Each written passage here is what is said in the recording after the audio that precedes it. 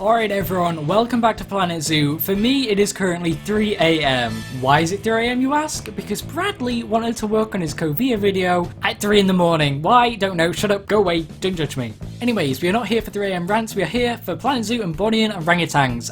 Now, as I mentioned in the last one, I wanted to build a big sort of temple for the Bornean Orangutans because, of course, it reminds me of King Louis from the Jungle Book, but I didn't do that. I did, however, build some big, well, not really that big, to be honest. They were sizable compared to the other ones. Some custom temple blueprints and stuff like that, which I repeated in certain patterns.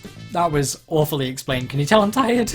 What I'm trying to tell you is I didn't make a huge one-piece temple, but I did make a few smaller pieces and kind of put them together to make a big, more courtyardy type area.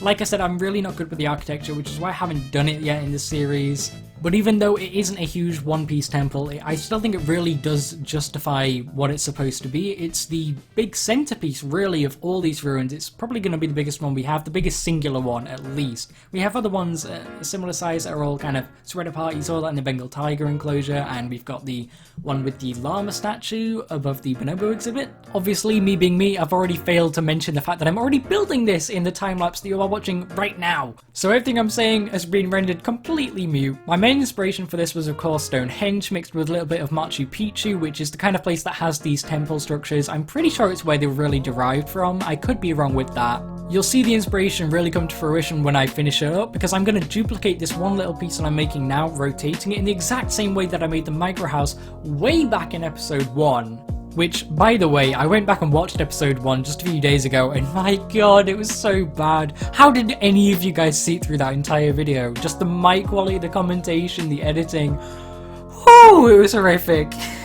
I mean, I still think the build is good. I really do think the build looks pretty cool, although if I was to rebuild it now, I think it would look a hell of a lot better. I've definitely improved in this game, just with general building work like rock placement, tree placement, plant placement, lots of placements. Obviously, I haven't made many buildings since then, but I do still watch Planet Zoo on YouTube. Not as much as I used to, because of course I'm dedicating a lot more time to actually play in the game rather than watch it. But let's face it, there's a lot of people out there who are way better at this game than me, just way more creatively inclined than I am, and so I'd be a fool not to check out some of their stuff and just try to pick up some tips and stuff like that. If I didn't play Planet Coaster or watch Planet Zoo previously to making this series, I would be abysmal. Everything I make would be horrific. But now I consider myself, I mean, at least decent, right? I do really like the way most of my builds turn out, most of them at least, although it might take me a while to do them, and I wouldn't have that if it wasn't for watching those things, so it's not at all a bad thing to learn from other people. 3 AM morality lesson over, let's talk about the build again. I went on a tangent. You've now seen me do that same trick as I did with the micro house, repeating the same thing at different angles, and then I've made a little platform to stand on, a platform that I once again ended up duplicating to create a bigger foundation for other kind of builds to go on. It probably won't be much, in fact, I know it isn't, I've already done it.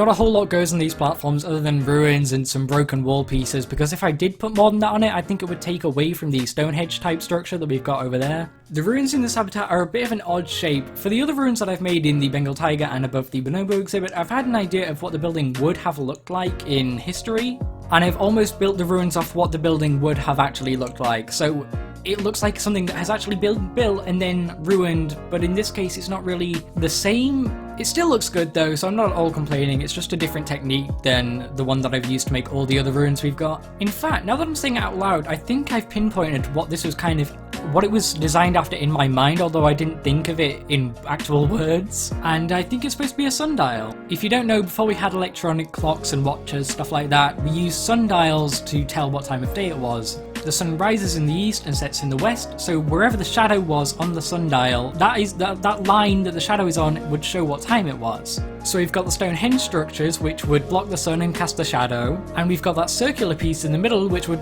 show us what time it actually was. So there we go, we've explained what this ruin's purpose actually was, and it even homes in on the idea that this is the centerpiece of all the ruins, because of course a sundial is somewhere people would go quite often to tell the time. This happens all the time actually. I never really think about what I'm building. I mean, I do, but I'm not giving some large thought process behind my builds while I'm doing them, because oftentimes it's just null placement. I'm just sat there placing things, thinking, does this look good? Oh, it does? Okay, let's keep it. I think the episode you can see that the most in was the first one here in the Petrified Plateaus, where we built the first section of the bonobo exhibit, because I was talking to you guys explaining my thought process behind the bonobo exhibit, although, you know, it's kind of contradictory. I've just said I didn't really have one, but I do. So you guys saw me come up with the idea for the bonobo expansion. Obviously we mentioned a couple other ideas that I could do because I wasn't quite happy with the bonobo exhibit. Obviously I didn't have quite as much time because we had to build up the entire terrain for these plateaus. I think I just went on yet another little rant, but I just like the fact that you guys can see the thought process behind the builds as I'm doing these voiceovers, and to be honest, if I didn't have these voiceovers,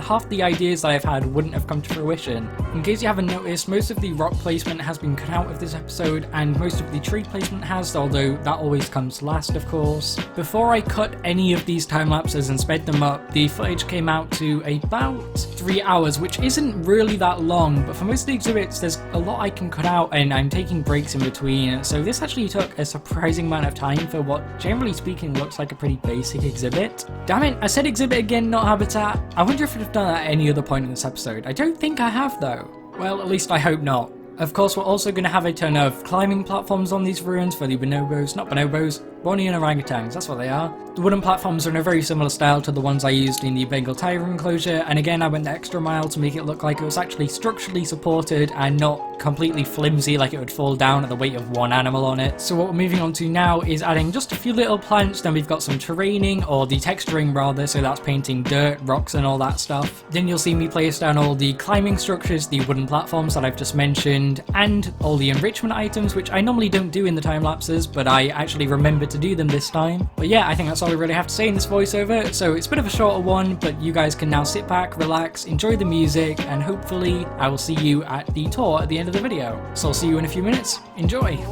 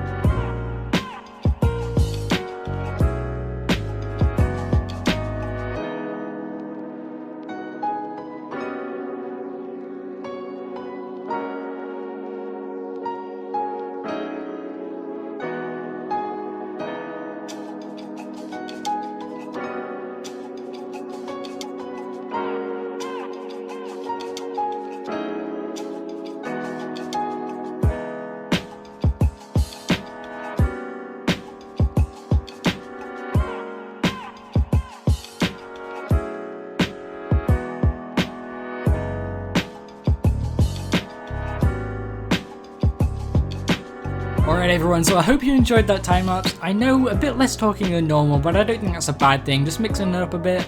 But as you can see, all of our plants are in, or at least pretty much all of them. Real quick, I've decided on something that I'm going to be doing for the areas of the zoo that you're really not going to see. So if you go all the way around here, you can see there's really not many plants and stuff. We've got the big trees for the covering that you can, you know, see from the back of the exhibit. I think it's great to have that, so it kind of blocks away the mountain. Because these plateaus do go up, obviously, and these are going to be one of the higher parts of the entire zoo, but then it goes all the way down and flat, and then these completely just shroud the entire thing and make it look wimpy. And it still kind of does, but it's nice having these big trees here to just block out all the empty space. I think that's just definitely a good thing. but I've decided I think I'm not going to be putting rocks and other plants and stuff on these back areas. I could to make it look more official, and you know what, maybe I'll do that at the actual end of the entire series. But for now, what I really need to do is save my frames. I'm getting over 60 at the moment. I'm not sure if it will show up on OBS, but you can see my FPS counter is always in the top right of the screen.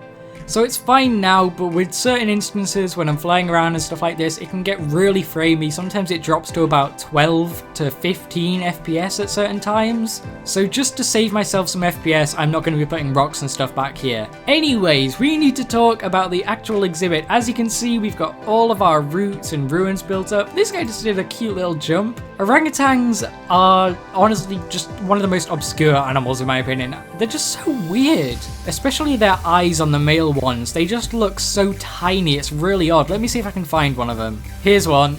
So, I mean, I'm sure you guys know what orangutans look like, but it just looks really weird. I don't know why. Regardless, you'll be happy to know there is no pianos in this habitat. So over here, it doesn't seem like we can hear them from over there, but honestly, I could have just got lucky. And again, just like the bonobos, oh no. How have you escaped? Why? Now he's back in. Oh, you know what? I think the barrier just went a bit too far in here. Let's see. Ah, yeah, you can see the barrier goes just under this rock. So you can see he was probably stood about here, and so the game thought he was actually out of the exhibit. I'm just going to fix that real quick. If we go like so, grab our null barriers, click that, bonk, bonk. I'm just going to go way out over the edge of the exhibit because it really does not need to look good. It's completely invisible normally. I think that should be good. Okay, perfect. I'm really pleased with how these ruins turned out. Every time I do some of these climbing structures on top of the ruins, I think it looks great every single time. In fact, I'm just looking at this little bit here. It's so nitpicky, and I do stuff like this off camera sometimes. But I think this little bit here would look better if it was like this. Hang on, let's move it down a bit. Yeah, so it's still going into these two little pieces, but it's also supporting this. So I feel like that just makes more sense structurally. And the view of those ruins from all the way over here at the viewing platform, which I know it looks really ugly at the moment, but I am going to fix that up very, very soon. Probably in the next episode. It's going to be a bit of a shorter one, not as huge an exhibit as the Bengal tigers or orangutans. And I'm probably just going to fix up a hell of a lot of this stuff, maybe put some buildings and stuff like that. I really want to try get into architecture, but I'm just going to see how that goes. And again, we've got our beautiful little waterfall, which I think practically every habitat in this zoo has now. And I've got these little mossy rocks in the river with the rapids going through them, as we've done in the river all throughout the Bengal tiger exhibit. And this guy's escaped. Fantastic. That's brilliant. Yay. Good job. I literally finished these plants like 2 hours ago. Not even that. Obviously, I've closed the game since, but for some reason, they seem to be able to escape now. Let's tear up those null barriers so we can actually use these terrain tools. I'm just going to make this a lot straighter, and that should be just fine. They shouldn't be able to escape anymore. Bonk, bonk, bonk, bonk. Come on. Damn it, game.